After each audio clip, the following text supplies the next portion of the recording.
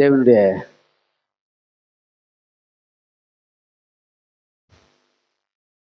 கர்த்தர் நல்லவர். தேவனுடைய வசனம், தேவனுடைய வார்த்தையை நாம் இந்த பூமியில கர்த்தருடைய வார்த்தையை நாம் முதலிடம் கொடுப்போம். தேவனுடைய வார்த்தைக்கு ஈடானது ஒன்றுமே கிடையாது. கர்த்தர் நல்லவர், அவருடைய கிருபை என்றும் உள்ளது. பாருங்க, அவருடைய கிருபை என்றும் உள்ளது. அவருடைய வார்த்தை நம்மை ஆற்றுகிறது, தேற்றுகிறது, அரவணைக்கிறது, நடத்துகிறது. அவருடைய வார்த்தை நம்மளை காப்பாற்றுகிறதா இருக்குது. அந்த வார்த்தை தான் முக்கியம். பாருங்க, இந்த பூமியில நமக்கு எல்லாம் வேணும். வேலைக்கு போகணும், நல்ல வேலை செய்யணும், நல்ல குடும்பத்தை நடத்தணும், நல்ல வீடு வாசலை வாங்கி கட்டணும், எல்லாம் உங்களுக்கு அதெல்லாம் தேவை. பாருங்க, ஆண்டவர் சொல்றாரு, நல்ல வீடுகளை கட்டி நீங்கள் குடியிருக்க வேண்டும் என்று தேவன் விரும்புகிறார். என்ன வீடு கட்டணுமா? நல்ல வீடுகளை கட்டி குடியிருங்கன்றார் ஆண்டவர். நம்ம வேணாங்க, எனக்கு பரலோகத்தில் வீடு இருக்குது, அதனால எனக்கு இங்கே ஒரு குடிசை வீட்டில் வாழ்ந்துட்டு போகலாம். பரலோகத்துக்கு நம்ம போக போகிறோம். நிச்சயம் தான் பரலோகத்தில் நம்ம போய் இருக்க போகிறோம், என்றென்றைக்கு நம்ம வாழ போகிறோம் பரலோகத்தில். ஆனால் இந்த பூமியில் நீங்கள் நல்ல வீடுகளை கட்டி வாழணுமா? கர்த்தர் சொல்கிறார், என்ன வீடுகளை கட்டி வாழணும்? நல்ல வீடுகளை கட்டி குடியிருக்கணும். அந்த தேசம் வளமான தேசமாக இருக்கணுமா, செழிப்புள்ள தேசமாக இருக்கணும், எல்லாவற்றிலும் வாழ்ந்து சுகமாக இருக்கணும் என்று ஆண்டவர் சொல்கிறாரு.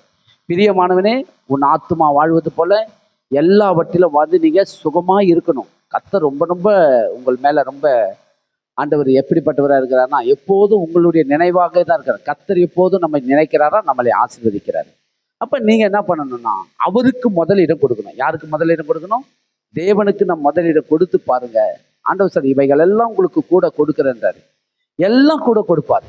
எதெல்லாம் நமக்கு தேவைன்றதோ அதெல்லாம் கொடுப்பார். ஆண்டவராகிய இயேசுவை ஏற்றுக்கொண்டதுனால என் உள்ளம் எப்பொழுதும் எப்படி இருக்குது பார்த்தீங்கன்னா, மகிழ்ச்சியாக தான் இருக்கிறேன். பாருங்க, ஓடுறான், ஓடியாரா, இந்த வேலை அந்த வேலைலாம் போடுறான். என்னதான் நம்ம பண்ணாலும் கர்த்தருக்காக நம்ம வாழ்கிறோமா என்கிற ஒரு நம்பிக்கை எனக்கு இருக்கும்போது எல்லாவற்றையும் ஆண்டவர் நமக்கு இவ்வளோ பிரயாசப்பட்டு என்ன பிரயோஜனம், வேஸ்ட்டு அப்படின்னு உலகம் சொல்லுது. ஆனால் நான் சொல்கிறேன், இல்லை, எதுவும் வேஸ்ட்டு இல்லை. எல்லாம் தேவன் நமக்கு முடிவில் நாளுக்கு நல்ல போராட்டத்தை போராடுகிறோம், ஓட்டத்தை முடிப்போம், விசுவாசத்தை காத்துக்கொள்வோம், நீதியின் கிரீடம் நமக்காக வைக்கப்பட்டிருக்கிறது. கண்டிப்பாக நல்லா நீங்கள் வேலை செய்யுங்க, நல்ல வேலைக்கு போங்க, நல்ல வீடு வாசலை கட்டுங்க. எல்லாவற்றிலும் நீங்கள் என்ன பண்ணுங்க, பணம் எல்லாவற்றுக்கும் ரொம்ப முக்கியமானது. பணம் இல்லாமல் நம்மளால இந்த பூமியில் வாழ முடியாது. அதனால பணத்தை எப்படி நீங்கள் சம்பாதிக்கணுன்றதுக்கு வேண்டிய அறிவு, புத்தி, ஞானத்தை சேர்த்துக்கொள்ளுங்க. நல்லா சம்பாதிக்கணும், நல்லா இந்த பூமியில் வாழணும். கர்த்தருக்காக நல்கிரிகளை நாம் செய்கிறவர்களாக இருக்க வேண்டும். விசுவாசிக்கிறீங்களா?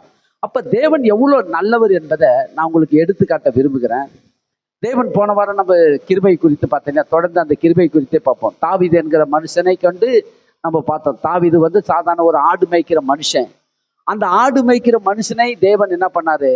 அவனை கொண்டு வந்து அரசனாய் மாற்றினார். அவன் பார்த்தீங்கன்னா, அவனுடைய காலகட்டத்தில்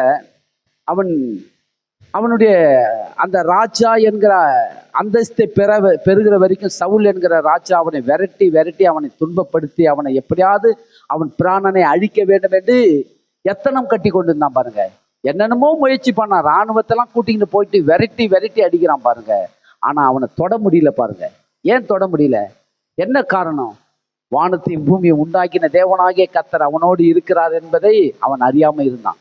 நான் உங்களுக்கு சொல்லுகிறேன், கர்த்தர் உங்களோடு இருக்கிறார். இன்னைக்கு சொன்னாங்க இல்லையா, மகன் சொன்னாங்க இல்லையா, பார்த்துங்க, மேலே மொட்டை மாடியில இருந்து ஒரு வீடு அநியாயமா மாண்டு போனார். இப்போ அதுக்கப்புறம் ஒரு சின்ன வாலிபன் ஒரு சாதாரண ஒரு போனுக்காக கைத்தறுத்து கொல்லப்பட்டான். அடுத்தது சிறுமியை பலாத்காரம் பண்ணி கொன்று போட்டார்கள். இதெல்லாம் பாருங்க, இதெல்லாம் நடக்கும்போது உலகத்துல இதெல்லாம் உண்மை நடக்கும். கர்த்தருக்கு பயந்து நடக்கிறவனுக்கு என்ன நடக்குமா? நீதிமொழி புத்தகம் 10ஆம் அதிகாரம் 10ஆம் வசனம் சொல்லுது, அவனுடைய பிள்ளைகளை கர்த்தர் காக்கிறாராம். யாரை காக்கிறாராம்? அடைக்கலம் உண்டாம். கர்த்தருக்கு பயந்து நடக்கிறவனுடைய பிள்ளைகள் கர்த்தர் அவனுக்கு அடைக்கலமா இருப்பார்களாம். தேவன் அந்த பிள்ளைகளுக்கு அடைக்கலமா இருக்கிறாரு. யாரும் கை வைக்க முடியாது. நம்ம பிள்ளைகள் மேல என்ன பண்ண மாட்டாரு? கர்த்தர் விட மாட்டார், கை வைக்க விட மாட்டாரு. விடுவார் நினைக்கிறீங்களா? விட மாட்டார். பயப்படவே வேண்டாம். சபைக்கு வருகிற உங்களுக்கு நான் சொல்கிறேன், நம்ம பிள்ளைகள் மேல யாருமே கை வைக்க முடியாது. ஏன்னு சொன்னா கர்த்தர் அடைக்கலமா இருக்கிறாரு. கர்த்தருக்கு பயந்து நடக்கிறவருடைய பிள்ளைகளை தேவன் அவர்களுக்கு அடைக்கலமா இருக்கிற என்று வேதம் சொல்லுகிறது. பயப்படாதீங்க. ஐயோ, அங்க நடக்குது, இங்க நடக்குது, நமக்கு என்ன நடக்குமோ, எது நடக்குமோ, அதெல்லாம் நீங்க பயப்பட வேண்டாம். ஆண்டவர் அதான் சொல்றார், இரவிலே உண்டாக்கும் பயங்கரமும் பகலில பறக்கும் அம்பும் இருளில் நடமாட கொள்ளை நோய்க்கு பயப்படாதீங்கன்றாரு. பயப்படாதீங்க. கடுகளவு கூட நமக்கு பயம் வேண்டாம். ஏன்னா உலகம் முழுவதும் பொல்லாங்குக்குள்ள இருக்குது. எங்க பார்த்தாலும் தீமைகள், அக்கிரமம், அநியாயம் நடக்கதான் செய்யும். ஆனா உங்களுக்கு ஒன்றும் நடக்காது. பயப்படவே பயப்படாதீங்க. விசுவாசிக்கிறீங்களா? எடுத்துக்கொள்ளுங்க. சங்கீத புத்தகம் 86 அதிகாரம் 5 வசனத்தை நம்ம பார்ப்போம். சங்கீத புத்தகம் 86:5 நான் படிக்கிறேன் பாருங்க. கிருபை குறித்து நம்ம பார்ப்போம். கர்த்தாவே என் ஜெபத்திற்கு செவி கொடுத்து, 5 படிக்கிறேன். ஆண்டவரே நீர் நல்லவரும் மன்னிக்கிறவரும் உம்மை நோக்கி கூப்பிடுகிற யாவர் மேலும் கிருபை மிகுந்தவருமாய் இருக்கிறீர். பாருங்க என்ன சொல்றாரு பாத்தீங்கன்னா, ஆண்டவரே, இங்க யார் சொல்றது பார்த்தா தாவீது சொல்ற, ஆண்டவரே நீர் நல்லவரும் மன்னிக்கிறவரும். ஆண்டவர் எப்படிப்பட்டவருங்க? எப்படிப்பட்டவர் ஆண்டவர்? சொல்லுங்க, எல்லாரும் சொல்லுங்க. நல்லவர். எப்படிப்பட்டவர்? முதல்ல என்ன சொல்றாரு? நீ நல்லவர். கர்த்தர் எப்படிப்பட்டவர்? ரொம்ப ரொம்ப நல்லவர். நான் சின்ன பிள்ளையா இருக்கும்போது எங்க அம்மா கூட தான் அதிகமா, எங்க அப்பா கூட நான் இருந்ததே கிடையாது. ஏன்னா இவர் பட்டணத்துல இருந்தார். எங்க அப்பா அதிகமா எங்க அம்மா கூட தான் நான் எங்க போனாலும் அவங்க கூடயே தான் போவேன் வருவேன். வயலுக்கு போவாங்க, நெல் அறுக்க போவாங்க, அங்கங்க இட்டு போவாங்க. இட்டு போற இடத்தெல்லாம் அவங்க சொல்லிக்கிட்டு போவாங்க பாருங்க. சில தெய்வத்தெல்லாம் பத்தி சொல்லுவாங்க. இந்த தெய்வம் அப்படி, அந்த தெய்வம் அப்படி, அது ஆகோசமான தெய்வம், அது அது பயங்கரமான தெய்வம், அப்படி இப்படிலாம் சொல்லுவாங்க பாருங்க. அந்த தெய்வத்தை பத்திலாம் சொல்லுவாங்க. ஏமா இவ்வளவு கோபமா இருக்கிற, இவ்வளவு எரிச்சலா ஏமா இருக்கிறேன்னு கேட்டா, நான் இந்த தெய்வத்தை தான் வணங்குறேன், அதனாலதான் எனக்கு எரிச்சலும் கோபம் வருது, இப்படியே சொல்லுவாங்க. இந்தம்மா எப்போ பார்த்தாலும் நீங்க கோபப்படுறீங்க, அடிக்கிறீங்க, நான் இதுவாக சாந்தமாவே பேச மாட்டேன். நான் எந்த தெய்வத்தை வணங்குறேன் தெரியுமா? நான் இந்த தெய்வத்தை வணங்குறேன், அந்த தெய்வம் எனக்குள்ள இருக்குது, அதனால தான் நான் அப்படி இருக்கிறேன்னுவாங்க. எரிச்சலா பேசுவாங்க, கோபமா பேசுவாங்க, வேற மாதிரி பேசுவாங்க. கேட்டா அந்த தெய்வத்தினுடைய சுபாவம் எனக்கு இருக்குதுன்னுவாங்க. இப்படியே சொல்லுவாங்க பாருங்க. என்னாண்ட சொல்லி இருக்கிறாங்க, என்னால மறக்க முடியாது. அதெல்லாம் சொல்லுவாங்க. சில தெய்வங்களை பத்தி எல்லாம் சொல்லுவாங்க, இந்த தெய்வம் அப்படி, அந்த தெய்வம் இப்படின்னு. ஆனா நான் உங்களுக்கு சொல்லுகிறேன், நீங்கள் ஆராதிக்கிற தேவன் எவ்வளவு நல்லவர் என்பதை உங்க பிள்ளைகளுக்கு சொல்லுங்க. எப்படிப்பட்டவர் அவரு? தாவீது சொல்றாரு பாருங்க. என்ன சொல்றாரு? ஆண்டவர் நீரே நல்லவர், மன்னிக்கிறவர். அவர் எப்படிப்பட்டவர்? அவரு மன்னிக்கிறவர், மிகவும் மிகவும் நல்லவர், மிகவும் மிகவும் மன்னிக்கிறவர். நீங்க ஏதாவது தெரிஞ்சோ தெரியாமல ஏதோ ஒரு தவறையோ தப்பையோ ஏதோ பாவத்தை செஞ்சிட்டீங்கன்னா, அவர் இந்த பாவத்தை செஞ்சதுனால என் மனசாட்சி எனக்கு நிம்மதி இல்லைங்க, எனக்கு என்ன ஒரே வேதனைப்படுத்துதுன்னா, நீங்க கர்த்தர்கிட்ட போங்க, அவர் உடனே மன்னிப்பார் என்று சொல்லி கொடுங்க. எப்படிப்பட்டவர்? பிள்ளைகளுக்கு சொல்லி கொடுங்க. பிள்ளைங்க தெரிஞ்சோ தெரியாமல சின்ன வயசுல இருந்தே பிள்ளைங்க என்ன பண்ணோம், ஸ்கூல்ல ஏதோ பென்சில் பேனா இதெல்லாம் எடுத்து இதெல்லாம் தவறு செய்யும் போது அந்த பிள்ளைகளுக்கு அதை பத்தி தெரியாது. இப்பவே சொல்லி கொடுங்க, ஆண்டவர் ரொம்ப நல்லவரு, மன்னிப்பாரு, இதோட விட்டுடு, இந்த தப்பு செய்யாத, இப்படிலாம் நீங்க சொல்லி கொடுக்க. அதாவது சிறு வயதுல 5 என்ன பண்ணுவாங்க, 50 விளையாது இல்லையா? தொட்டில் பழக்கம் சுடுகாட்டு வரைக்கும் வரும்னுவாங்க. தொட்டில் பழக்கம் எது வரைக்கும் வரும்? சுடுகாட்டு வரும். இப்பவே நீங்க இந்த தொட்டில் பழக்கத்தை சொல்லி கொடுத்தீங்கன்னா, பிள்ளைங்க உள்ளத்துல நாங்கள் ஆராதிக்கிற தேவன் ரொம்ப நல்லவர் என்கிறத சொல்லி கொடுத்துருங்க. எதை சொல்லி கொடுக்குறீங்களோ, நம்ம ஆராதிக்கிற தேவன் ரொம்ப ரொம்ப நல்லவர், அவர் ரொம்ப ரொம்ப மன்னிக்கிறவர், சொல்லி கொடுங்க. அப்புறம் எப்படிப்பட்டவர் அவர் சொல்றாரு பாருங்க. அவர் ஆண்டவர் ரொம்ப நல்லவரும், அப்புறம் மன்னிக்கிறவரும், உம்மை நோக்கி கூப்பிடுகிற யாவர் மேலும் கிருபையும் மிகுந்துமாய் இருக்கிறீர். அவர் எப்படி இருக்கிறாரா? எப்பொழுதும் அன்புள்ளவராய் இருக்கிறார். கிருபை என்று சொன்னால் அளவிட முடியாத அந்த அன்பு, காருண்யம், அந்த அன்பு நமக்குள்ள இருக்குது. மகனே, பிள்ளைகளே, நீங்க வாழ்கிற அக்கம் பக்கத்துல இருக்கிறவர்களிடத்துல சொல்லுங்க. ஆண்டவருக்கு தாவீது தான் சொல்றாரு, அவர் ரொம்ப நல்லவருங்க. யாருக்கு சொல்றாரு? எழுதுறாரு, நமக்கெல்லாம் எழுதுறாரு. ருசி பார்த்துட்டாரு தாவீது. அவர் பார்த்த ருசிக்கு ஈடு யாருமே எழுதல பாருங்க. அந்த அளவுக்கு அவர் ருசி பார்த்து எழுதியிருக்கிறார். என்ன எழுதியிருக்கிறாரு அவர் தாவீது எழுதுறதெல்லாம் நான் உங்களுக்கு காட்ட பாருங்க. ரொம்ப நல்லவர், ரொம்ப மன்னிக்கிறவர், ரொம்ப கிருபை உள்ளவர் எழுதியிருக்கிறாரு. அடுத்தது பார்த்தீங்கன்னா 66:19-20 படிங்க. 66:19-20 படிங்க. தாவீதை குறித்து நான் உங்களுக்கு சில காரியத்தை நான் உங்களுக்கு சொல்ல விரும்புகிறேன்.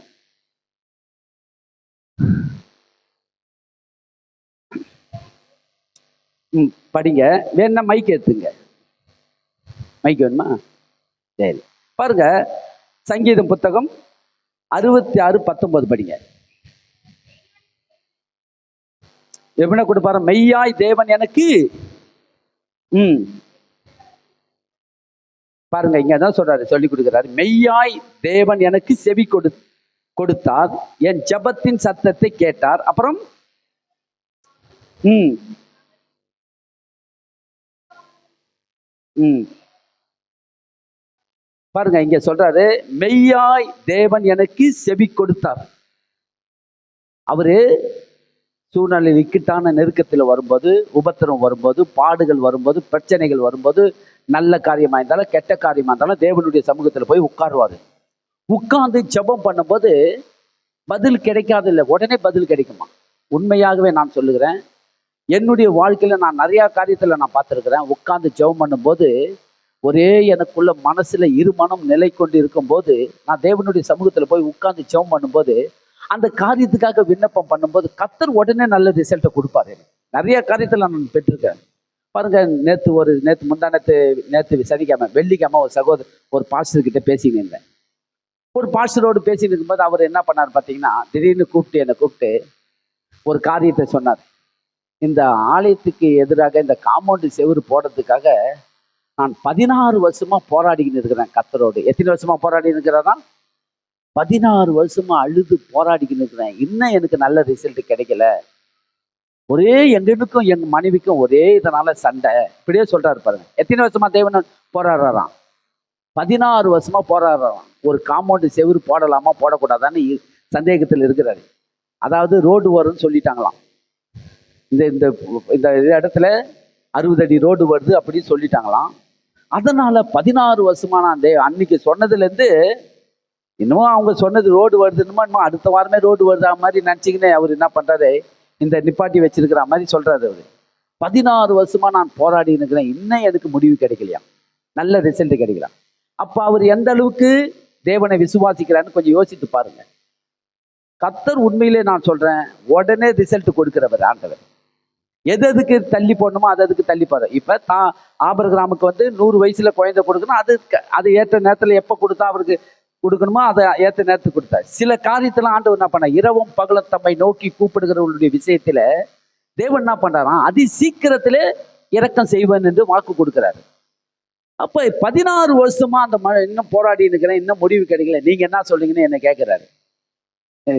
எனக்கு அப்பயே ஆண்டவர் எவ்வளவு நல்லவரு, ஜபத்துக்கு உடனே பதில் கொடுக்கிற ஆண்டவரு. இங்க தாவீதும் தெளிவா சொல்றாரு. என்ன சொல்றாரு தாவீதும்? மெய்யாய் தேவன் எனக்கு செவி கொடுத்தார், என் ஜபத்தை என்ன பண்ணாராம், என் ஜபத்தின் சத்தத்தை கேட்டார். கேட்கிட்டு பதில் கொடுத்து நல்ல ரிசல்ட்டை செய்யணும் செய்யக்கூடாது சொல்லிடுவார். உண்மையிலே செய்துவார் பாருங்க. நான் சொல்லணும்னா இவ்வளவு சொல்லலாம். என்னுடைய குடும்ப காரியத்துல கூட ஒரு காரியம் ஒரு சம்பவம், பயங்கரமான ஒரு சம்பவம் நடந்தது பாருங்க எங்க குடும்பத்துல. அந்த சம்பவத்துல நான் என்ன பண்ணேன், ஆளுக்காலு சொல்றாங்க, அவங்களுக்கு என்ன ஒரு செட்டில்மெண்ட் பண்ணி அவங்கள அமுச்சு விட்டுருங்க, அவங்கள வீட்டுக்குள்ளேயே சேர்க்காதீங்க. ஆளுக்கால் பல விதமா சொல்றாங்க. அவங்கள சேர்க்காத, நம்மளுடைய எதுன்னா அவங்களுடைய தரம் என்ன, அவங்கள சேர்த்துக்காதீங்க வேணாம் அப்படின்னு சொல்லி நான் பேரை சொல்ல விரும்பல, அது வேண்டாம். ஆனா நடந்த சம்பவத்தை மட்டும் நான் உங்களுக்கு சொல்றேன். அவங்கள சேர்த்துக்காதீங்க வேண்டாம் சொல்லி என் சொந்த பந்தம், என் 2 வீட்டு சைட்லையும், எங்க மாமியார் வீட்டு சைட்லையும் சரி, எங்க வீட்டு சைட்லையும் சரி கேள்விப்பட்டு சில பேர் சொல்றாங்க. எல்லாருமே சொல்றாங்க வேணாம், சேர்த்துக்காத, கிட்ட சேர்த்துக்காத, வேண்டாம், அது வேண்டாம்ன்றாங்க. நான் என்ன பண்ண தெரியுமா, ஆளுக்காலு சொல்றீங்க, ஓகே என் கர்த்தர் என்ன சொல்றாரு நான் அதை தான் செய்வேன் சொல்லிட்டு தேவனுடைய சமூகத்தில் போய் உட்கார்ந்தேன். உட்கார்ந்த உடனே, மகனே நீ தள்ளாத, சேர்த்துக்கொள். ஆண்டவர் சொல்றார், சேர்த்துக்கொள், நீ சேர்த்துக்கொள், அதான் நல்லது. கண்டிப்பா உனக்கு அந்த காரியத்தை செஞ்சிடாத, நீ அதை செய்து பழிய உன் தலைமையில போட்டுக்காத, நீ அவங்களை சேர்த்துக்கொள்ளுன்றார் ஆண்டவர். ஆனா அநேகர் சொல்றாங்க சேர்த்து கொள்ளாதீங்கிறார். கர்த்தர் சொல்றா சேர்த்துக்கொள்ளுன்றார். நான் என்ன பண்ணேன், ஆளுக்காலு சொல்றதை கேட்டேன்னா கர்த்தர் சொன்னதுதான் கேட்டேன். இன்னைக்கு பார்த்தோன்னா குடும்பம் சமாதானமா இருக்குது, சந்தோஷமா இருக்குது. கர்த்தர்கிட்ட போனேன், உடனே ரிசல்ட் கொடுக்கிறார் பாருங்க. நீங்கள் ஆராதிக்கிற தேவன் உடனே ரிசல்ட் கொடுக்கிறவர். அவர் 16 வருஷம் 31 வருஷம் 50 வருஷம் காக்க வேண்டிய அவசியம் இல்லை. அவர் சொல்லும் போது எனக்கு ரொம்ப கஷ்டமா. அப்ப எந்த அளவுக்கு கர்த்தரை பத்தி தெரிஞ்சு வச்சிருக்காருன்னு தெரியல பாருங்க. அவர் நல்லவர், மன்னிக்கிறவர், மிகுந்த கிருபை உள்ளவர்.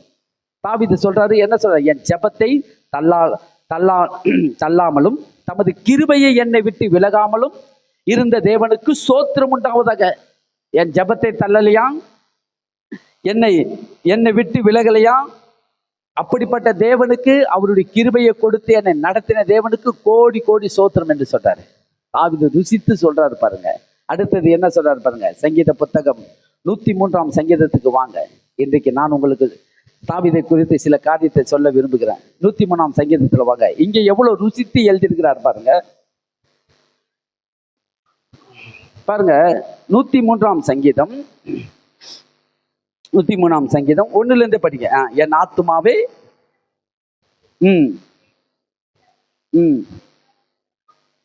ஆமா, ஆத்மாவை பாருங்க. ஆத்மானா என்னது? எண்ணம். நம்மளுடைய எண்ணத்தை எண்ணம் எப்படி இருக்குது? அலமோதுது எண்ணம் இல்லையா? சில நேரம் என்ன பண்ணுது? அலமோதி சோர்ந்து போயிடுது, பலவீனமா ஆயிடுது, மன உளைச்சலாம் ஆகுது. அதனால என்ன பண்ண, என் ஆத்மாவே நீ கலங்காத. தாவீதுக்கு நிறைய ஆத்மாவை பத்தி எப்படி பேசுனா, தன்னோடு தனக்கு தானே பேசிப்பாரு. ஆத்மாவை பத்தி தாவீது ஆத்மாவை பத்தி எப்படி பேசுறேன் பாருங்க. என் ஆத்மாவே கர்த்தரை சோத்திரி. முதல்ல யார சோத்தரி? தேவனை சோத்தரி. ஏன் குழப்பத்தில் இருக்கிற? குழப்பத்துல இருந்து ஒரு நல்ல ரிசல்ட் வேணும்னா அதை தான் சொல்றாரு. எல்லா புத்திக்கும் மேலான தேவ சமாதானம் உங்கள் இருதயங்களில் வந்து இறங்குமா. எப்படி இறங்குமா? ஒன்றை குறித்து நீங்கள் கவலைப்படாமல் எல்லாவற்றையும் குறித்து சோத்திரத்தோடு கூடிய, வேண்டுதலோடு கூடிய, ஜபத்தோடு கூடிய தேவனுக்கு தெரியப்படுத்தும் போது, அப்போது எல்லா புத்திக்கு மேலான தேவ சமாதானம் உங்கள் இருதயங்களிலும் உங்கள் சிந்தைகளிலும் கிறிஸ்து இயேசுக்குள்ளாக காத்து கொள்ளும் என்று அப்போஸ்தலனாகிய பவுல் பிலிப்பியர் புத்தகத்துல 4ஆம் அதிகாரம் 6ஆம் வசனத்துல எழுதுறாரு. அவர் நல்லா புரிஞ்சுக்கினார் பாருங்க. இங்கேயும் தாவீது சொல்றாரு, ஆத்துமாவே கலங்காத. ஏன் கலங்குற? உன் தேவனாகிய கர்த்தரை ஸ்தோத்திரி, முழு உள்ளமே அவருடைய பரிசுத்த நாமத்தை ஸ்தோத்திரி.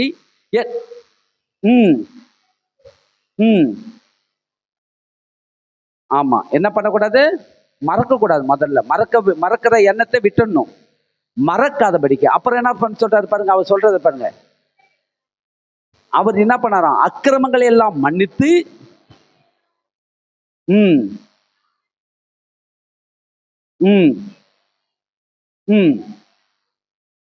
பாருங்க என்ன பண்ணார் பார்த்தீங்கன்னா, அவர் உன் அக்கிரமங்கள் எல்லாம் மன்னித்தா, உன் நோய்கள் எல்லாம் குணமாக்கி, உன் பிராணனை அழிவுக்கு விலைக்கு மீட்டு, உன்னை கிருபையினாலும் இரக்கங்களினாலும் என்ன பண்ணாரு? முடி சூட்டுகிறாரு. கிருபையினாலும் இரக்கங்களினாலும் முடி சூட்டி உன்னை வாழ வைக்கிறாரு. உன்னுடைய ஆயுள் சக்கரத்தை என்ன பண்றாரு? பெருக பண்ணுகிறாரு. உங்களுடைய ஆத்மா எதை நோக்கி இருக்கணும்? கர்த்தரை நோக்கி, அவரோடு நீங்க சேர்ந்து கிருபை, அவருடைய கிருபையை பற்றி நீங்க அறிந்து கொள்ள வேண்டும். அவருடைய கிருபை எப்படிப்பட்டது? அவருடைய கிருபையை நாம் அறிந்து கொள்ள வேண்டும். பாருங்க, தேவனுடைய கிருபையை குறித்து நம்ம என்ன பண்ணணும் பார்த்தீங்கன்னா, எப்படிப்பட்டது அவருடைய கிருபை? அந்த கிருபை நம்மளை எப்படி நடத்துது? நம்மளுடைய பிராணனை அழிவுக்கு விலைக்கு மீட்டு உன்னை கிருபையினாலும் இரக்கங்களினாலும் முடி சூட்டுகிறார். நன்மையினால் உன் வாயை நாய்க்கிறாரு, திருப்தியாக்குவார். நன்மையினால் பார்த்துங்க. ஒரு காலத்துல பார்த்தீங்கன்னா, இல்லை இல்லை இல்லை இல்லைன்னு என் வாயில எப்போதும் இருக்கும். இல்லை இல்லைன்னு அதெல்லாம் போயிச்சு பாருங்க. இல்லைன்ற வார்த்தை என் வாயில வந்ததே கிடையாது. இப்ப வர்றதே இல்லை. ஏன் வரல? என்ன ஏன் வரல சொல்லுங்க பார்ப்போம். இப்ப இருக்குது, அதனால வரல. ஆண்டவர் நிரப்பிட்டாரு. தேவையான அளவுக்கு உன் வாயை திருப்தி ஆக்கிட்டாரு. திருப்தி ஆக்குறதுனால இல்லைன்னு சொல்ல முடியல என்னால. எல்லா காரியத்திலும் ஆண்டவர் என்ன பண்றாரு? நிறைவாய் நடத்துகிறாரு. அதை தான் இன்னைக்கு செஞ்சிருக்கிறதுனால தான் அதுதான் தாவீது என்ன பண்றாரு? சாதாரண ஆடு மேய்க்கிறவனா இருந்த என்னை அரசனை ஆக்கி இன்றைக்கு எல்லாவற்றிலும் மேன்மைப்படுத்தி என்னை உயர்த்தி இருக்கிறதுனால என் வாயை திருப்தியாக்கின தேவனுக்கு சோத்திரம். அதனால கழுகுக்கு சமானமாய் என் வயதை என்ன பண்ண திரும்பவும் வாழ வயது போல் ஆக்குகிற தேவனே எப்படிப்பட்ட பலனை கொடுக்குறாரு. கழுகு பத்தி பாருங்க, கழுகை பத்தி யூடியூப்ல போட்டு பாருங்க. அது எப்படிப்பட்ட 40 வயசு வரைக்கும் என்ன பண்ணுமா, அதோடைய சிறகுகளை வந்து வெயிட் தாங்க முடியாத அளவுக்கு 40 வயசு வரைக்கும் அந்த கழுகு வந்து என்ன பண்ணும், வெயிட் ஓவர் ஆனவுடனே மறுபடியும் அந்த சிறகுகள் எல்லாம் அக்கா எடுத்து பிச்சு போட்டுரும் பாருங்க. நகத்தெல்லாம் கொண்டு போய் கண்மலையில இருக்கிற அந்த பாறையில உடைச்சி எடுத்துரும். நகத்தெல்லாம் எல்லா நகங்களையும் உடைச்சி எடுத்துரும். எல்லாவற்றையும் ரெக்கை கிக்கை எல்லாத்தையும் பிச்சு எடுத்து போட்டுரும் பாருங்க. மறுபடியும் என்ன பண்ணுமா, மறுபடியும் என்ன 40 வருஷம் வாழக்கூடிய பலன் அதுக்குள்ள வந்துருமா. மூக்கு கூட உடச்சி எடுத்துரும். சொன்ன மாதிரி அந்த மூக்கு இருக்குது பார்த்தீங்களா, மூக்கு அந்த கூர்மை கூட உடைச்சி எடுத்துரும். எடுத்துட்டு மறுபடியும் புதிய பலனை உருவாக்கும். அதுவே கர்த்தர் அப்படிப்பட்ட பலனை கழுகுக்கு குத்துருக்கிறாரு. மொத்தம் பார்க்க போனா 80 வருஷம் அது வாழுமா பாருங்க. 80 வருஷம் வாழற அளவுக்கு எந்த மிருகமாவது பார்த்துட்டீங்களா? மறுபடியும் 80 வருஷம் வாழக்கூடிய அந்த பலன் அதுக்கு உண்டாக்குறாரு கர்த்தர். அதை தான் இங்க கொண்டு வந்து தாவீது எழுதுறாரு. என்ன எழுதுறாரு பாத்தீங்கன்னா, நன்மையினால் உன் வாயை திருப்தியாக்குவார், கழுகுக்கு சமானமாய் உன் வயது திரும்பவும் வாழ வயது போல பெருக பண்ணுவார். கர்த்தர் நல்லவர். எத்தனை பேர் ஆமென்றீங்க? விசுவாசிக்கிறீங்களா? உங்க வயது மறுபடியும் புதிய பலனுக்குள்ளாய் உங்களை நடத்துவார். பயப்படாதீங்க. உங்களை பார்த்து 60 வயசு ஆயிடுச்சா 70 வயசு ஆயிடுச்சா சொன்னா சொல்லி போட்டோம். ஆனா புதிய பலன் உங்களுக்குள்ள எப்போதும் பெருகிக்கினே இருக்கும். காலேப்பு சொல்றாரு, 40 வயசுல இருந்த பலன் 80 வயசு ஆகுதுப்பா. காலேப்பு சொல்றாரு பாருங்க, தாவீது கிட்ட சொல்றாரு, இது யோசுவா கிட்ட சொல்றாரு, யோசுவாவே ஒண்ணு தெரியுமா, நீயும் நானும் இதுக்கு போனோம் இல்லையா, 40 வயசு இருக்கும் போது கானான் தேசத்தை சுற்றி பார்க்க போனோம் இல்லையா, சுற்றி பார்க்க போகும்போது அப்ப 40 வயசு நமக்கு. அப்ப 40 வயசுல இந்த பலன் இப்ப எனக்கு 80 வயசு ஆகுது யோசுவாவே, அதே பலன் இப்ப இருக்குது அப்படின்றாரு. அந்த பலன் எனக்குள்ள இருக்குது அப்படின்னு சொல்றாரு. இது எங்கிருந்து வந்தது? கர்த்தருக்கு சோத்திரன்றாரு. யாருக்கு சோத்திரமா? 40 வயசுல இந்த பலன் 80 வயசாயே எனக்கு இந்த பலன் இப்போது இருக்குது யோசுவாவே அப்படின்னு சொல்றாரு. காலேப்பு சொல்றாரு பாருங்க. இது எப்படி நடந்தது? இது சத்தியம். அததான் தாவீது ருசித்து எழுதுறாரு. கர்த்தருக்காக காத்திருக்கிறவர்களுக்கு புது பலன் பெருகுது பாருங்க. அதனால நான் சொல்றேன், ஒடுக்கப்படுகிற யாவருக்கும் கர்த்தர் நீதியும் நியாயத்தையும் செய்கிறார். அவர் தமது வழிகளை மோசேக்கு தமது கிரியைகளை இஸ்ரவேல் புத்திரருக்கு தெரிய பண்ணினார். கர்த்தர் உரக்கமும் இரக்கமும் நீடிய சாந்தமும் மிகுந்த கிருபை. ருசித்து எழுதுறாரு பாருங்க. எப்படி எழுதிருக்காரு? கர்த்தர் எப்படிப்பட்டவராம்? இரக்கமும், அப்புறம் இரக்கமும் உருக்கமும் நீடிய சாந்தமும். எவ்வளவு கிருபை உள்ளவராம்? மிகுந்த கிருபை உள்ளவர். அளவு இவ்வளவு அளவுதான் சொல்லி நாம் தன்னுடைய அன்பை வெளிப்படுத்துகிறவர்ல, அவருடைய அன்பின் அகலமும் ஆழமும் நீளமும் உயரமும் இன்னதென்று அறிவிக்கட்டாத அந்த அன்பை தேவன் என்ன பண்றாரு? தாவீது சொல்றாரு, மிகுந்த கிருபை நிறைந்த தேவன். அவருடைய கிருபையை நீங்க எப்படி பாக்குறீங்க? தாவீது சொல்றாரு பாருங்க, அவருடைய கிருபைக்கு ஈடு எதையுமே நீங்கள் ஒப்பிட முடியாது. தேவனுடைய கிருபை உங்களோடு இருக்கிறது. அதனால நான் உங்களுக்கு சொல்லுகிறேன், அவர் எப்பொழுதும் எப்படிப்பட்டவரா? கடிந்து கொள்ளார், என்றென்றைக்கும் கோபம் கொண்டார். அவர் எப்பொழுதும் அவர் கடிந்து கொள்வதில்லை, எப்பொழுதும் கோபம் கொள்கிறவர் இல்லை. சங்கீதம் 32 சங்கீதத்தை படிச்சு பாருங்க. தேவனுடைய கோபம் எவ்வளவு நேரம்? தேவனுடைய கோபம் எவ்வளவு நேரப்பா? கரெக்டா சொன்ன பாரு, 1 நிமிஷம். தேவனுடைய கோபம் எவ்வளவு நேரம்? 1 நிமிஷம். தேவனுடைய கோபம் 1 நிமிஷம் ஆகும். 1 நிமிஷத்துக்கு மேல கோபம் வச்சிருந்தா அவள் தான் உலகம் முற்றிலும் அழிஞ்சிரும். இல்ல, சில இடத்த 1 நிமிஷம் போட்டுரும். 32 சங்கீதத்துல தேவனுடைய கோபம் 1 நிமிஷம். எவ்வளவு நேரம்? அவ்வளவுதான். அந்த 1 நிமிஷத்துக்கு மேல எக்ஸ்ட்ரா வச்சிங்கன்னா போச்சு, அவ்வளவுதான். ஏன்னா எல்லாம் ஆண்டவர் என்ன பண்றாரு. ஆனா தேவன் இரக்கமோ நீடித்து, அவருடைய இரக்கமே அளவிட முடியாதது, அவருடைய கிருபையும் அளவிட முடியாதது, அவருடைய சாந்தமும் அளவிட முடியாதது. ஆனா கோபம் மட்டும் எவ்வளவுமா? அளவிட முடியாதது. 1 நிமிஷம் தான் அவருடைய கோபம். கோபம் வராத, கோபம் வராதுன்னு வராத இருக்க முடியாது. கோபம் வர்றது நல்லது. வரணுமா வரக்கூடாதா? கோபம் வரணும். எல்லாருக்கும் கோபம் இருக்குது, நல்லது. ஏன்னா ஒரு மனுஷன் தப்பு செய்யும்போது அந்த இடத்துல கோபத்தோடு சில வார்த்தையை சொன்னாதான் அவன் கடிந்து கொண்டாதான் என்ன பண்ண மாட்டான், அடுத்த வாட்டி அந்த தப்பு செய்ய மாட்டான். இப்ப பிள்ளைங்கெல்லாம் என்ன பண்ண, வீட்டுல வளர்க்குற பிள்ளைங்க கிட்ட சில நேரம் கோபமா திட்டி அவங்கள என்ன பண்ண கடிந்து கொண்டாதான் அந்த பிள்ளையை கட்டுப்படுத்த முடியும், இல்லைன்னா கட்டுப்படுத்த முடியாது. அப்ப கோபம் தேவைப்படுது பாருங்க. கோபம் தேவையா இல்லையா? எத்தனை பேருக்கு கோபம் தேவை? கோபம் கண்டிப்பா நமக்கெல்லாம் தேவை. ஆனா சாந்தம் எவ்வளவு வேணும், கோபம் எவ்வளவு வேணும்? கோபம் 1 நிமிஷம் போதும் நமக்கு. கோபம் எவ்வளவு போகணும்? 1 நிமிஷம் போதும். 1 நிமிஷத்துக்கு மேல நமக்கு வேண்டாம். ஏன்னா அதுக்கு மேல வச்சுதான் குடும்பம் 2ஆ பிரிஞ்சிடும். குடும்பம் என்ன ஆயிடும்? சீர்கெட்டு போயிடும். ரொம்ப நேரம் கோபம் நமக்கு வேண்டாம். நம் தேவனுக்கு 1 நிமிஷம் கோபம் போதும். அதே மாதிரி எனக்கு 1 நிமிஷம் கோபம் போதும். அந்த 1 நிமிஷத்துல என்ன பண்ணினோம்? பேசிட்டு உடனே என்ன பண்ணினோம் பாருங்க. நான் ஆட்கள் எல்லாம் வேலை வச்சு நான் செய்யறேன் பாருங்க. வேலை வச்சு செய்யும்போது அவன் சில நேரம் ஏட்டிக்கு போட்டியா பேசும்போது நான் கோபமா திட்டிடுவோம் பாருங்க. திட்டிட்டு பிறகு அப்புறமா என்ன பண்ணுவோம், ஒரு அரைவர் கூப்பிட்டு வச்சு அவனை முத்தம் கொடுத்து, கோச்சிக்காத மகனே, ஏன் கோவப்பட்டேன்னா நீ செஞ்சது நியாயமா நீ சொல்லு, நீ செஞ்சது நான் இல்லை அதனால தான் நான் கோவப்பட்டேன் அப்படின்னு. இல்லை ஐயா, என் அண்ணன் இனிமேட்டு நான் செய்ய மாட்டேன் அப்படின்னு. நான் உடனே கோபத்தோடு திட்டு மறுபடியும் என்ன பண்ணுவேன், அவனை அணைச்சி ஒரு மன்னிப்பான வார்த்தையை கேட்பேன். நல்லது பாருங்க. ஏன்னா அவன் உள்ளத்துல அந்த கசப்பு குடிக்கொண்டுச்சுன்னா நம்மளுக்கு என்ன பண்ணுவான், ஆப்போசிட்டான வேலையை செய்ய ஆரம்பிச்சிருவான். அதனால நம்ம என்ன பண்ணக்கூடாது, அதை வளர்க்கக்கூடாது. கோபமாய் கடிந்து கொண்டு நல்லதை பேச கற்றுக்கொள்ளுங்க. கர்த்தருக்கு ஸ்தோத்திரம். அப்புறம் என்ன பண்ணுமா பாருங்க, அவர் நம்முடைய பாவங்களுக்கு தக்கதாக நமக்கு என்ன பண்ணல, செய்யாமலும்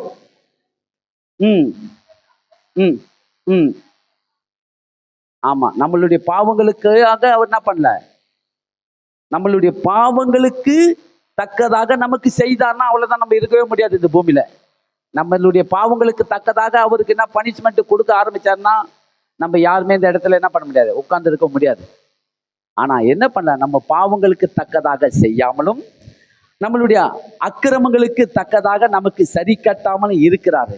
ஏன்னா அவர் ஒருத்தரால என்ன பண்ண முடியும், நமக்கு அக்கிரமங்களுக்கு ஏற்ற மாதிரி சரி கட்டவும் முடியும், அதுக்கேற்ற பனிஷ்மெண்ட் கொடுக்க முடியும். ஆனா என்ன பண்றாரு, வேண்டாம், அதெல்லாம் கொடுக்காம என்ன பண்ணாராம், பூமிக்கு வானம் படிக. ம் ம் ஆமா. எத்தனை பேர் பயப்படுறீங்க ஆண்டவருக்கு? பயம்னா என்னது, மரியாதை. எங்க போனாலும் எங்க உட்கார்ந்தாலும் சில இடத்துல உட்கார்ந்து நீங்க பேசும்போது அவங்க ஏதாவது டபுள் மீனிங்ல பேசுறாங்கன்னா அந்த இடத்துல டபுள் மீனிங்ல பேசி உங்க திசை உங்களை புத்தியை திருப்புவாங்க. நீங்க என்ன பண்ணீங்க, உடனே அந்த இடத்துல இருந்து எஸ்கேப் ஆகிறதுக்கு வழி தேடணும். தப்பான டபுள் மீனிங்ல பேசுவாங்க, லேடிஸா இருந்தாலும் ஆம்பளைங்களா இருந்தாலும் பேசுவாங்க பாருங்க. பேசும்போது அந்த இடத்துல என்ன பண்ணா, இது கர்த்தருக்கு பிரியமில்லாத காரியம், நம்ம இங்கேருந்து ஏந்தெல்லாம் சொல்லி எழுந்து வரும்போது அதுதான் பயம். என் தேவனுக்கு பிரியமில்லாத நான் இந்த இடத்துல உட்கார்ந்து பேசக்கூடாது, தேவனுக்கு பிரியமில்லாத அந்த அவங்களோட சேர்ந்து கூட்டு கலவாரி பண்ணக்கூடாது, சில காரியத்தை செய்யக்கூடாது. இதெல்லாம் நீங்க என்ன பண்ண, பயந்து நடக்கும்போது அவர் சொல்றாரு, பூமிக்கு வானம் எவ்வளவு உயரமா இருக்கிறதோ அவருக்கு பயப்படுகிற மேல் அவருடைய கிருபை அவ்வளவு பெரிதா இருக்கிறது. அளவில் வானமும் பூமியும் எவ்வளவு பெருசுப்பா தம்பிங்களா, சொல்லுங்க எவ்வளவு பெருசு. அவ்வளோ அந்த அளவுக்கு மேலான கிருபையை உங்களுக்கு பொழிந்தருளுவேன் என்று வாக்கு கொடுத்திருக்கிறார். அப்ப நம்ம என்ன பண்ணணும், கர்த்தருக்கு பயப்பட வேண்டிய நேரத்தில் பயந்தே ஆக வேண்டும். எதை உட்காந்து பார்க்கணும், எதை உட்காந்து பார்க்கக்கூடாது, எதை உட்காந்து பேசணும், எதை பேசக்கூடாது, எதை செய்யணும், எதை செய்யக்கூடாது, எதன்படி நடக்கணும், எதன்படி பண்ணணும்ன்றதை நீங்க தான் என்ன பண்ண தீர்மானம் பண்ணணும். கர்த்தர் போகும்போது வரும்போது என்னை பார்க்கிறாரு, என்னை கவனிக்கிறாரு, என்னையே நோக்கமா இருக்கிறாரு, உத்தமர்களை நோக்கி பார்க்கிறாரு. அவருடைய கண்கள் எப்போதும் உத்தமர்களை நோக்கி பார்த்து கொண்டு இருக்கிறதாம். அப்படி இருக்கும்போது நம்ம என்ன பண்ணோம், நம்ம பயந்து நடக்கும்போது உடனே என்ன பண்றாரு, வானத்துக்கு பூமி எவ்வளவு பெரிதா இருக்கிறதோ அவ்வளவு பெரிதான கிருபை எனக்கு தருவாரு. என் தேவனுக்கு சோத்திரம். அடுத்தது படிங்க. ம் ம் ம் பாருங்க, மேற்குக்கும் கிழக்குக்கும் எவ்வளவு தூரமோ அவ்வளவு தூரமாய் அவர் நம்முடைய பாவங்களை நம்மை விட்டு விலக்கினார். உண்மையா இல்லையா? ஆமா. நம்ம என்னென்ன பாவம் பண்ணோம், நம்ம என்ன செஞ்சோன்றது நம்ம எல்லாருக்கும் தெரியும். அந்த பாவத்துக்கு தேனா, பாவம் என்பது ஒரு விக்கிரகத்தை வணங்கினதே மகா பெரிய பாவம். அந்த பாவத்துக்கு தண்டனை நம்மளுக்கு பனிஷ்மெண்ட் கொடுக்கணும். ஆனா ஆண்டவர் என்ன பண்ணாரு, கிழக்குக்கும் மேற்குக்கும் இது வரைக்கும் கிழக்கு எவ்வளவு தளவு மேற்கு எவ்வளவு தளவு இது வரைக்கும் கரெக்டான முற்றுப்புள்ளி இல்லை. இதுதான் கிழக்கு இதுதான் மேற்குன்னு ஒரு முடிவே இல்லை. ஆனா தேவன் சொல்ற, கிழக்குக்கும் மேற்குக்கும் எவ்வளவு தூரமோ அவ்வளோ தூரம் உங்கள் பாவங்களையும் உங்கள் அக்கிரமங்களையும் எல்லாவற்றையும் என்ன பண்ணுறா, தள்ளி விட்டாராம், அனுப்பிட்டேன் என்று சொல்றாரு. எல்லாவற்றையும் பாவங்களை நம்மை விட்டு விலக்கினார். அப்ப தேவன் வந்து அவர் சொன்னதை நீங்க என்ன பண்ண, விசுவாசிக்கணும். பாருங்க அடுத்தது என்ன சொல்றாரு பாருங்க.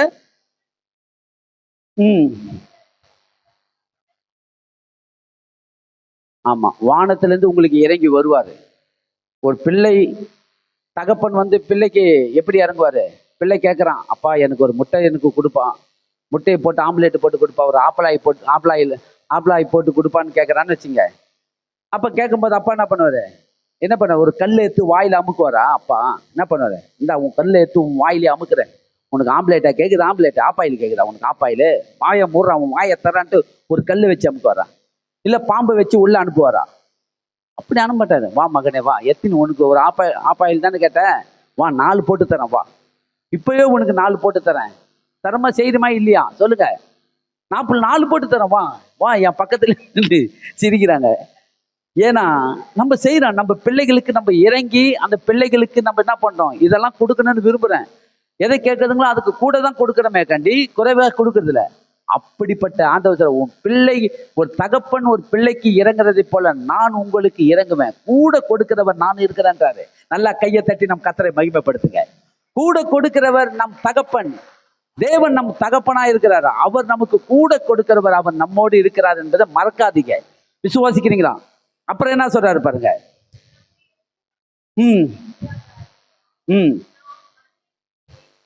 எத்தனை பேர் கவனிக்க நீங்க உணர்ந்து இருக்கிறீங்க, நம்ம எல்லாம் மண்ணு தான். எத்தனை பேர் மண்ணா இல்லையா? ஆமா, மண்ணு. நம்ம எல்லாரும் மண்ணுல இருந்து உருவாக்கப்பட்ட உருவம். இந்த உருவம் எதுல இருந்து எடுத்தாரு?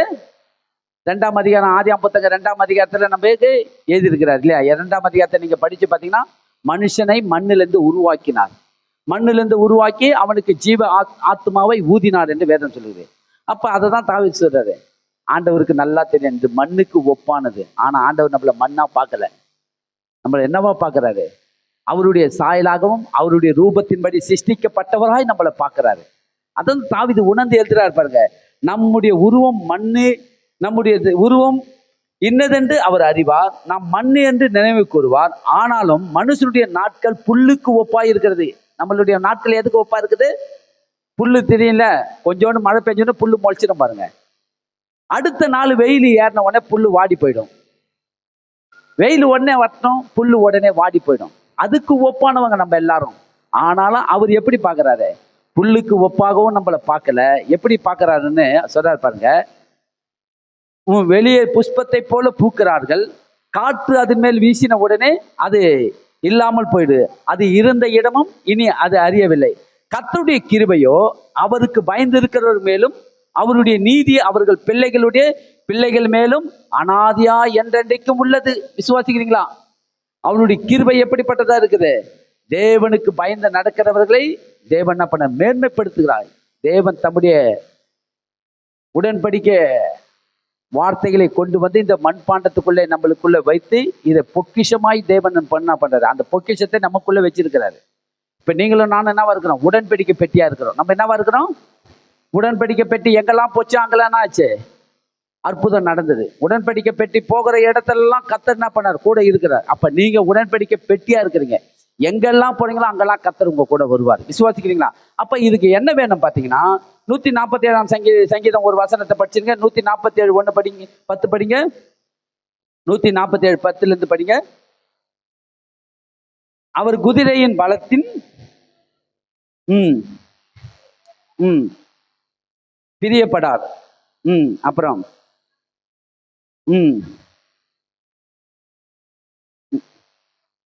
நல்லா கவனிக்கணும். அவர் குதிரையின் பலத்தின் விருப்பமாயிரார், வீரனுடைய கால்களின் மேல் பிரியப்படார். நல்லா கவனிக்கிறீங்களா? இன்னைக்கு உலகத்துல எத்தனையோ சாதனைகள் பண்றாங்க, சாகசம்லாம் பண்றாங்க. அநேகர் என்னென்னமோ பண்றாங்க பாருங்க. இதை பண்ணணும் அதை பண்ணணும் என்னென்னமோ பண்றாங்க. சரீர முயற்சியை கொண்டு என்னென்னமோ பண்றாங்க பாருங்க. கர்த்தர் அது மேல பிரியமா இருக்கிறது இல்லவே இல்லை.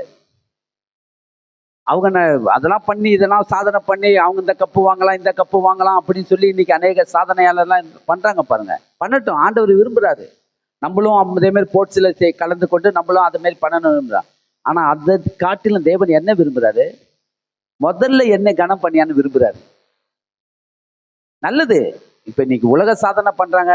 இன்னைக்கு குத்துச்சண்டை வீரர்கள் இருக்கிறாங்க, ஹாக்கி போட்டியில் இருக்கிறாங்க, வாலிபால் பண்றாங்க, நிறைய இதெல்லாம் பண்றாங்க இல்லையா? அதெல்லாம் நல்லதுதான், ஆண்டவர் விரும்புறாரு. ஆனா அதுக்கு முதலிடம் கொடுத்து அதையே நீ எப்போது இரவும் பகலும் அதையே நீ செய்கிறவன், முதல்ல என்ன கவனின்றார் ஆண்டவர். எனக்கு கொடுக்க வேண்டியத கனத்தை நீங்க கொடுக்கலன்னா ஆண்டவர் அதெல்லாம் பிரியப்படலையாம். அதை தான் 11ஆம் வசனத்துல சொல்றார். தமக்கு பயந்து தமது கிருபைக்காக காத்திருக்கிறவன் மேல் தான் தேவன் என்னவா இருக்கிறாரு? பிரியமா இருக்கிறாரு. அந்த ஸ்போர்ட்ஸ் மேல ஆண்டவருக்கு பிரியம் இல்லையா? பிரியம் இருக்குது. என்னென்ன விளையாட்டு இன்னைக்கு விளையாட்டுலாம் நடத்துறாங்களோ அதெல்லாம் பிரியம் இருக்குது. ஆனா முதல்ல நீ செய்ய வேண்டியது என்ன பண்ணணும்? எனக்கு நீ காத்திருக்கிறியா? அதுதான் தேவன் விரும்புறாரு. எனக்கு முதலிடம் கொடுக்குறியா? அதுக்கு முதலிடம் நீங்க கொடுக்கும் போது கர்த்தர் அதுல என்ன பண்றான்? அவன் மேல் அதற்காக தேவன் என்ன பண்ண? கர்த்தருக்காக காத்திருக்கிற மேல் கர்த்தர் பிரியமா இருக்கிறார். அப்ப நீங்க என்ன பண்ணணும்? எல்லா வேலையும் செய்யுங்க. பிள்ளைகளை ஸ்போர்ட்ஸ்ல சேர்க்கணுமா சேருங்க, இதாவது சாகசம் பண்ணணுமா பண்ண வைங்க, என்னென்ன காரியத்தை கற்றுக் கொடுக்கணுமோ கற்றுக் கொடுங்க. ஆனா முதல்ல என்ன பண்ணணும்? கர்த்தருடைய கிருபைக்காக காத்திருக்க கற்றுக்கொள்ள வேண்டும். விசுவாசிங்க. அப்ப நம்ம அதெல்லாம் நம்ம பண்ண வேண்டும். நம்ம என்ன பண்ணணுமோ அதெல்லாம் பண்ணணும் பாருங்க. இப்ப இதுக்கெல்லாம் என்ன வேணும் பாத்தீங்கன்னா, கர்த்தருடைய கிருபையில வாழ்கிறதுக்கு முதல்ல என்ன வேணும் பாத்தீங்கன்னா, விசுவாசம் வேணும். விசுவாசம் ரொம்ப ரொம்ப முக்கியம்.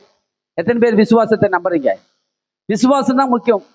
தன் விசுவாசத்தினால்தான் நீதிமான் பிழைப்பான். யார் விசுவாசத்துல நீதிமான் பிழைப்பான்? தன் விசுவாசம். இதுக்கு என்ன வேணும் பாத்தீங்கன்னா, நீங்க நல்லா வாழ்கிறதுக்கு விசுவாசம் ரொம்ப ரொம்ப ஒரு ஆணி வேறா இருக்கிறது. அதுதான் முதல்ல ஒரு அஸ்திபாரமா இருக்கிறது. நீங்க விசுவாசத்துக்கு முதலிடம் கொடுக்கணும். இப்ப விசுவாசம் எப்படிங்க? எனக்கு எப்படி நான் விசுவாசிக்கிறேன் எனக்கு தெரியலங்க. எப்படின்னா, இருதயத்துல விசுவாசிக்கணும், வாயில பேசணும். எப்படி பேசணும்? இருதயத்துல விசுவாசிக்கணும், வாயில பேசணும். எப்படி பேசணும் வாயில? இப்ப விசுவாசத்தின் தந்தை யாரு சொல்லுங்க? விசுவாசத்தின் தந்தை யாருப்பா? முதல்ல விசுவாசத்தின் தந்தை ஆபிரகாம். ஏன் அவர் விசுவாசத்திற்கு அஸ்திபாரமே ஆபிரகாம், அதை முதல்ல ஒப்பிட்டு பேசுறாங்க இல்லையா? எப்படி அவர் ஏன் அவருக்கு அந்த அப்படிப்பட்ட விசுவாசத்தின் தந்தை இல்லையா அப்படின்ற பேர் அவருக்கு மாத்திரம் ஏன் கிடைச்சதுன்னு பாத்தீங்கன்னா, அப்ப அவர் எப்படிப்பட்ட ஒரு விசுவாசத்தை பிரதிபலித்து காட்டினார் என்பதற்கு அதை நான் உங்களுக்கு எடுத்து காட்டினா ஈஸியா புரிஞ்சுப்பீங்க நீங்க. ஏன்னா இதுதான் விசுவாசமா? இருதயத்துல விசுவாசிக்கணும், வாயில பேசணுமா? எப்படி பேசணும்? இருதயத்துல விசுவாசிக்கிறது ஒண்ணு, வாயில பேசுறது வேற. அப்படி இருந்தீங்கன்னா கண்டிப்பா அது உங்களுக்கும் தேவனுக்கும் ஒரு என்ன பண்ணாது? ஒரு கனெக்ஷனை உண்டாக்காது. தேவனுடைய அன்பிலை கிட்டி சேர விடாதது. இருதயத்துல விசுவாசிக்கிறதும் வாயில பேசுறதும் கரெக்டா ஒரே மாதிரி இருக்கும் என்று சொன்னா தேவனுடைய அன்பிலே நீங்க கிட்டி சேர்வதற்கு ரொம்ப என்னவா இருக்கும்? இந்த விசுவாசம் என்ன உடன் துணையா இவங்களுக்கு கூட ஒத்துழைக்கும். அப்ப ஆபிரகாம் எப்படிப்பட்ட விசுவாசத்தை பிரதிபலித்து காட்டினார் என்பதுக்கு ஒரு 2 காரியத்தை உங்களுக்கு காட்டுறேன். அப்போ உங்களுக்கு ஈஸியா நீங்க என்ன பண்ணீங்கன்னா வாழ்கிற வாழ்க்கையில இருதயத்துல விசுவாசிக்கிறதும் வாயில பேசுறதும் கரெக்டா ரெண்டும் நீங்க பண்ணும்போது நீங்க கண்டிப்பா தேவனுடைய கிருபையில நாளுக்கு நாள் நீங்க வளர வளர வளர நம்ம பாருங்க, நம்ம அப்படியே வாழ்க்கையில நம்ம ஒரு தேக்கமா இருக்கவே கூடாது. எப்படிப்பட்ட வளரணும்? அந்த வளரும் போதே நமக்கு தெரியும் இதுக்கெல்லாம் ஆதாரம் யாரு? நம் கர்த்தருடைய கிருபைங்க அப்படி என்பதை நீங்க புரிந்து கொள்வீங்க. அப்ப என்ன நடக்குது பாத்தீங்கன்னா, அப்ப இதுக்கு விசுவாசம் ரொம்ப தேவைப்படுது பாருங்க. எப்படிப்பட்ட விசுவாசம் இருக்குன்னா, எப்படிப்பட்ட அந்த விசுவாசத்துக்கு ஏத்த வார்த்தையே பேசுறதா இருக்கணும். வாங்க நான் உங்களுக்கு காட்ட விரும்புகிறேன். நீங்க இதை பார்த்தீங்கன்னா அப்ப அதை உங்களுக்கு ரொம்ப யூஸ்ஃபுல்லா இருக்கும் பாருங்க. எடுத்துக்கொள்ளுங்க. ஆதியாகமம் புத்தகம் 22ஆம் அதிகாரம். 22ஆம் அதிகாரத்துக்கு வாங்க. 2ஆம் அதிகாரம் 22ஆம் அதிகாரத்துக்கு வாங்க. பாருங்க, இந்த மனுஷனை தேவன் தெரிந்தெடுத்து இவருக்கு ஒரு பிள்ளையை கொடுத்தாரு. பிள்ளையை கொடுத்து அந்த பிள்ளையை கொண்டு போய் என்ன பண்ண சொன்னாருன்றதை நம்ம காட்டுறேன். அப்போ உங்களுக்கு ஈஸியா இருக்கும் பாருங்க. பாருங்க, படிங்க பார்ப்போம். பாருங்க, 2ஆம் வசனத்தின் படிங்க. 22:2 படிங்க. ம் ம் ம் ம் ம் ம்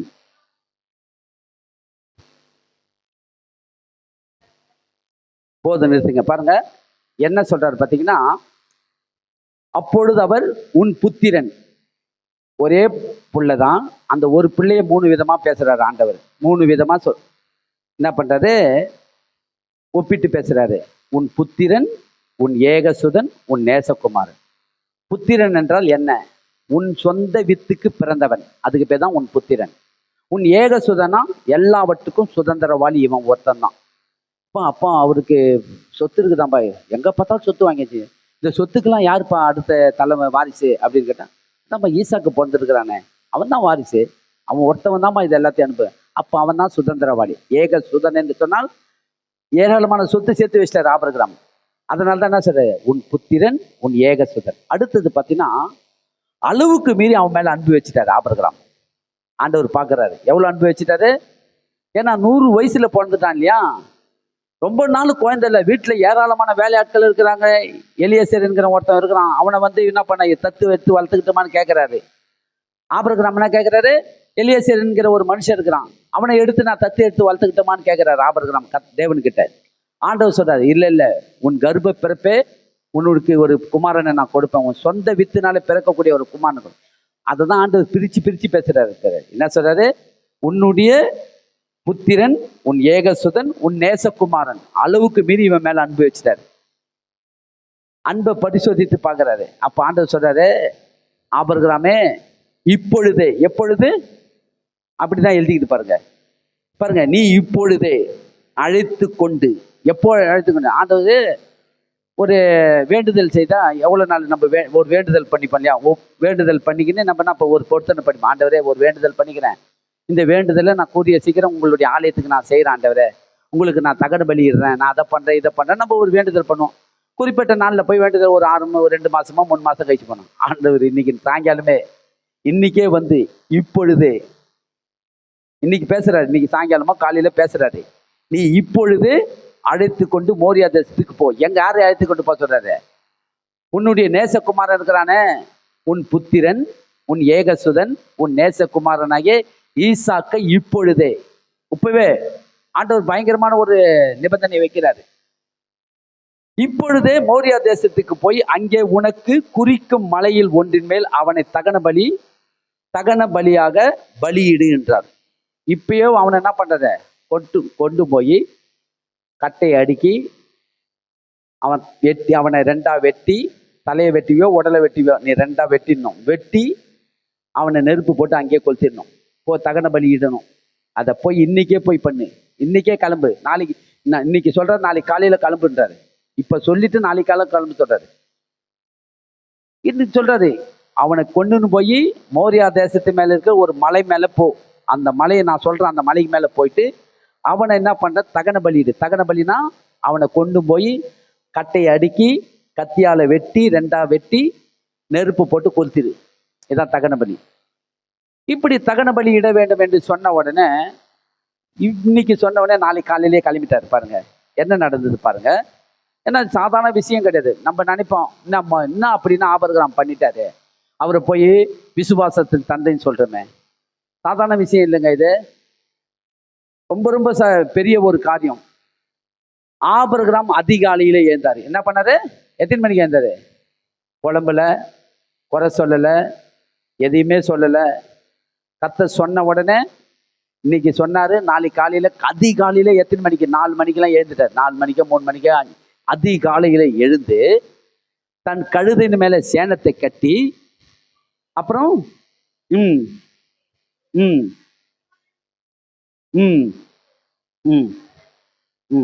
தகன பலிக்கு கட்டைகள் என்ன பண்ணானா?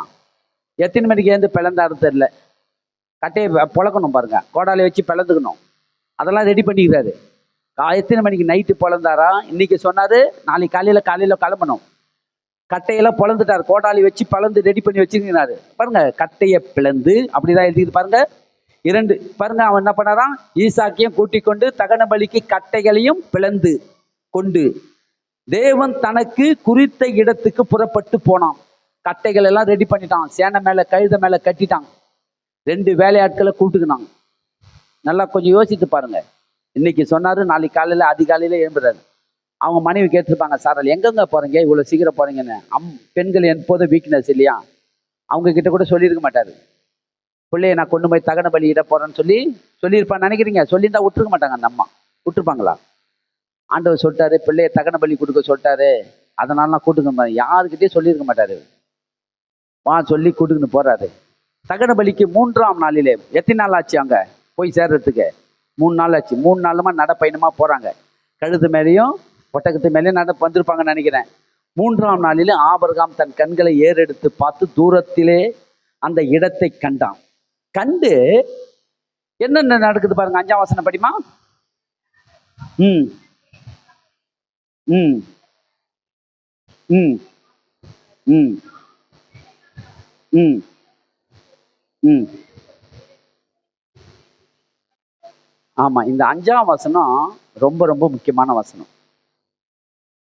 வேலைக்காரர் 2 பேரை கூட்டுன்னு வந்தாரு. வேலைக்காரனை கூட்டுன்னு மலையின் அடிவாரத்தில் நில்லுங்க, நீங்க கழுதியை வச்சு நில்லுங்க. கழுதியை வச்சு நின்றுட்டு கட்டையை ஏத்தின்னு வந்தாங்க பார்த்தீங்களா? கட்டைய ஈசாக்கு தலைமையில வச்சுட்டாரு அப்பா கட்டையை. அடுத்த வசனத்துல பாத்தீங்கன்னா அது அப்படிதான் எழுதுது. எவ்வளவு கட்டை தெரியல, ஒரு மனுஷனை எரிய வைக்கிறதுக்கு எவ்வளவு கட்டை தேவைப்படும். எவ்வளவு கட்டை எடுத்துன்னு வந்தாரோ அவ்வளவு கட்டையை ஈசாக்கு தலைமையில தூக்கி வச்சுட்டாரு அப்பா. தூக்கி வச்சுட்டு வேலைக்காரங்கிட்ட சொல்றாரு, நானும் என் பிள்ளையாண்டனும் போயிட்டு அங்க தேவனுடைய நாமத்தை தொழுது கொண்டுட்டு கீழே இறங்கி வரும். இதுக்கு என்ன, இந்த இடத்துல என்ன நடந்தது கொஞ்சம் யோசிச்சு பாருங்க. அந்த இடத்துல எந்த அளவுக்கு விசுவாசமான வார்த்தையை பேசியிருக்கிறாரு கொஞ்சம் பாருங்க. ஈசாக்க பலி கொடுக்க போறதுக்காக தான் மேல போறாரு. ஆனா என்ன சொன்னாரு இந்த வேலைக்காரங்கிட்ட? நானும் என் பிள்ளையாண்டானும் போயிட்டு மேல போய் தொழுது கொண்டுட்டு சீக்கிரம் வரணுன்றாங்க. பார்க்க போனா பிள்ளையை கூட்டுன்னு வர முடியாது. மேல போன பிள்ளை 2வது கீழே வர முடியாது, ஏன்னா அங்கதான் போயிட்டு பலி கொடுக்கணும். ஆனா இந்த இடத்துல எப்படிப்பட்ட விசுவாசம் அந்த மனுஷன் உள்ளத்துல இருந்தது கொஞ்சம் யோசித்து பாருங்க. இதுதான் இருதயத்துல விசுவாசிக்கணும், வாயில பேசணும்.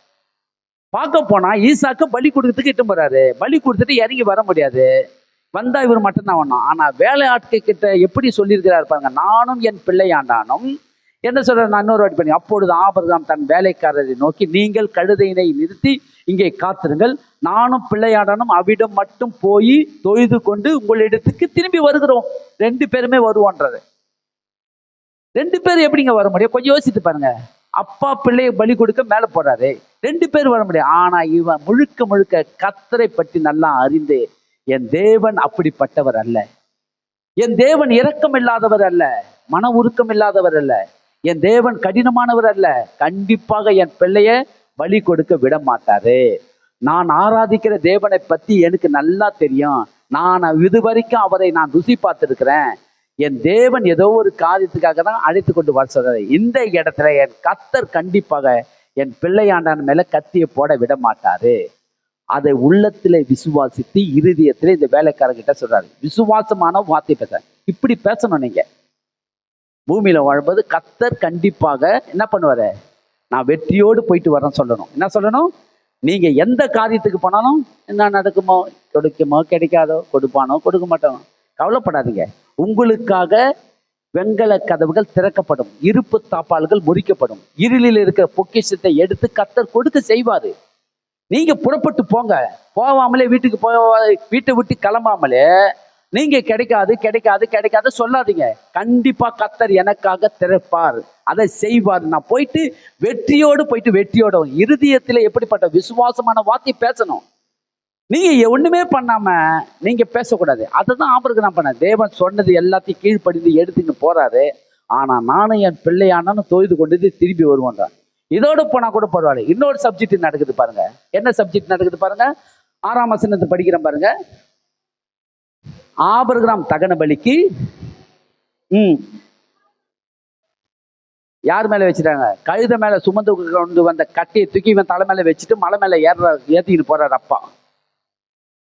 கொஞ்சம் யோசித்து, பெரிய விஷயம் தான் இது. இதெல்லாம் அப்புள்ள மகன் தூக்கி தலை மேல வச்சுக்கினான். தன்னுடைய கட்டையை எடுத்து தன் ஈசாக்கின் தலை மேல வைத்து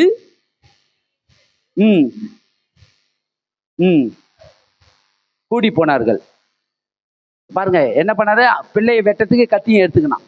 ஏன்னா ஆண்டவர் சும்மா இப்ப தமாசுக்கு கூப்பிடுறாரு. அவர் எப்படி அழைத்திருக்கிறாரோ, ஆகமத்துல வெட்டுறதுக்கு கத்தி வேணும், கொளுத்தத்துக்கு நெருப்பு வேணும் இல்லையா? கொளுத்தத்துக்கு நெருப்பு வேணும், அப்ப கட்டை வேணும். நெருப்பையும் எடுத்துக்கினாரு, கத்தியும் எடுத்துக்கினாரு, கட்டையும் எடுத்துக்கினாரு. ஆகமத்துல நாம செய்ய வேண்டியதெல்லாம் செய்வோம், மற்றதெல்லாம் கர்த்தர் பார்த்து பாருங்க. இப்ப என்ன நடந்தது பார்த்தீங்கன்னா, இப்ப மகன் கேட்கிறான். இந்த இடத்துல எப்படிப்பட்ட ஒரு விசுவாசமான வார்த்தை வருது பாருங்க. 7ஆம் வசனம் படி. அப்பொழுது ஈசாக்கு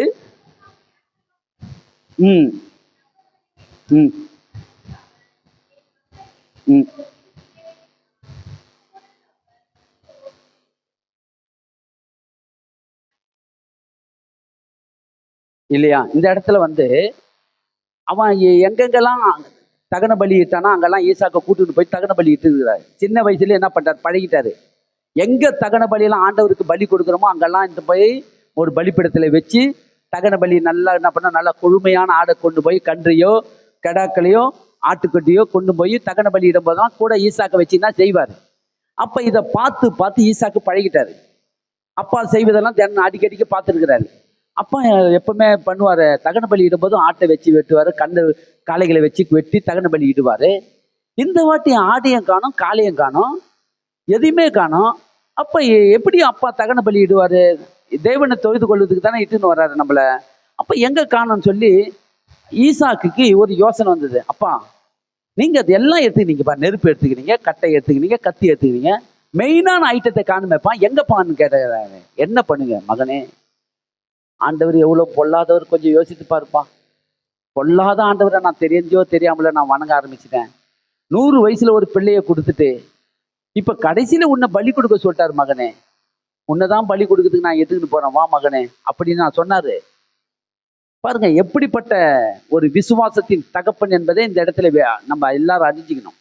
எப்படிப்பட்ட வார்த்தை அந்த ஆபிரகாமுடைய வாயிலிருந்து வந்தது பாருங்க. அதனால்தான் கர்த்தர் விசுவாசத்தின் தகப்பன், பூமியில் சகல ஜாதிகளும் உனக்குள்ளே ஆசீர்வதிக்கப்படும் என்று கர்த்தர் சொல்றாரு பாருங்க. அப்ப என்ன நடக்குது பாருங்க. அப்பா உடனே சொல்றாரு, எல்லாம் இருக்குதுப்பா அப்படின்னு சொன்ன. படிங்க அந்த வசனம் படிங்க. அதற்கு ஆபிரகாம் ம் ம் போனார்கள். போது நிறுத்திங்க. உடனே அப்பா வாயிலேருந்து என்ன வருது? மகனே, உன்னதாண்டா பலி கொடுக்க போறேன் நான் சொன்னாரு. உன்னதாண்டா வெட்ட போறேன் நான் சொன்னாரு. இல்ல மகனே, தகன பலிக்கான ஆட்டுக்குட்டியே தேவன் பார்த்து கொள்வார். நீ வா, கம்முன்னு வா. நீ என்ன பண்றாத, எதுவுமே பண்ணாத, நீ வான்னு சொல்லி கூட்டு போயிட்டு கத்தர் என்ன பண்றாரு, சொன்னதை என்ன பண்ண இட்டுக்கிட்டு போறாரு. அப்ப இந்த இடத்துல வார்த்தை எவ்வளவு முக்கியம் என்பதை கொஞ்சம் சோதிச்சு பாருங்க. வார்த்தை ரொம்ப ரொம்ப முக்கியம்.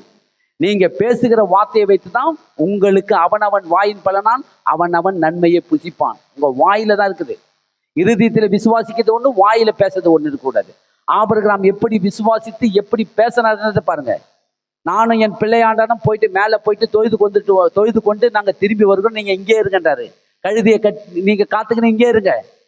அடுத்தது ஈசாக்கு கேள்வி கேட்கும்போது ஆண்டு அப்பா என்ன இருக்குது, கத்தி இருக்குது, கட்டை இருக்குது, நெருப்பு இருக்குது, மெயினான ஐட்டத்தை காணுமே எங்க அப்படின்னு கேட்கும்போது தேவன் பார்த்து கொள்வார்.